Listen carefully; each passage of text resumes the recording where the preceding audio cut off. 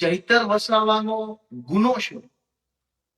કાગળ પર તો એવું લખ્યું છે કે સરકારી માણસને ધાક ધમકી કરી વગેરે વગેરે વગેરે આક્ષેપ છે.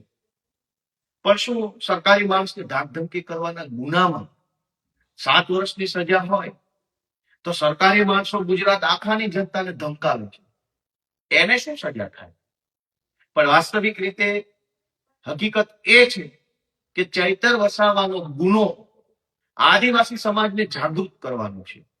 એ જ્યારથી ધારાસભ્ય ચૂંટાયા છે ત્યારથી એ અનેક ગુના કર્યા છે.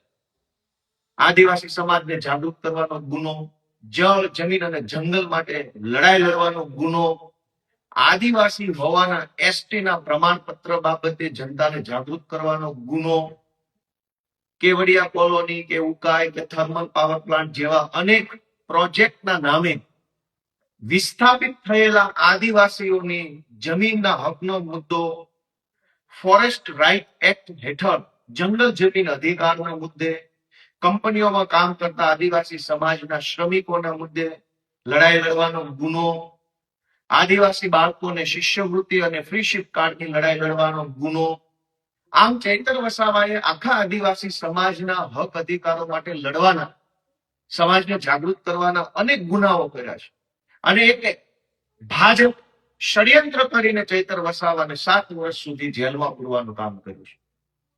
પણ આ તો ભાજપે અદાલતની અંદર સરકારી પોલીસ, સરકારી ફરિયાદી, સરકારી સાક્ષી, સરકારી વકીલનો હાથો બનાવી ચૈતર વસાવાને સજા અપાવી છે.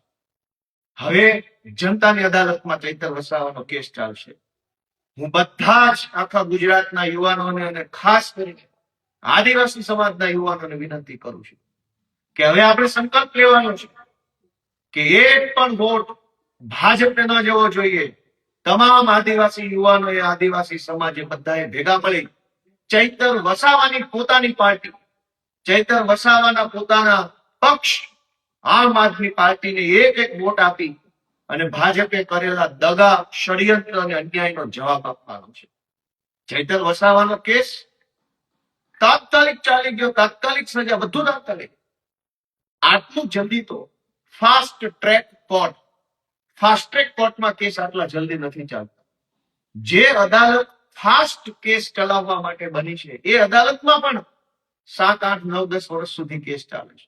પણ ચૈતર વસાવાને 1 વર્ષની અંદર સજા. આ સજા ચૈતર વસાવાને નથી, આ સજા એવા લોકોને થઈ રહી છે જેના માટે ચૈતર વસાવા લડતા હતા. એ પાછળ રહી ગયેલ, શિક્ષણમાં પાછળ રહી ગયેલ, વેપારમાં પાછળ રહી ગયેલ, નોકરીમાં પાછળ રહી ગયેલ આદિવાસી સમાજની લડાઈ લડતા ચૈતર વસાવાને સજા નથી. પાછળ રહી ગયેલા આદિવાસી સમાજના હજારો યુવાનોને આ સજા થઈ છે. બધા જ યુવાનોને વિનંતી છે કે ચૈતર વસાવાની પાર્ટી, ચૈતર વસાવાનો પોતાનો પક્ષ, આમ આદમી પક્ષને વોટ આપવા માટેનો સંકલ્પ લઈને અને ચૈતર વસાવાને ન્યાય અપાવવાની લડાઈ લડવી જોશે.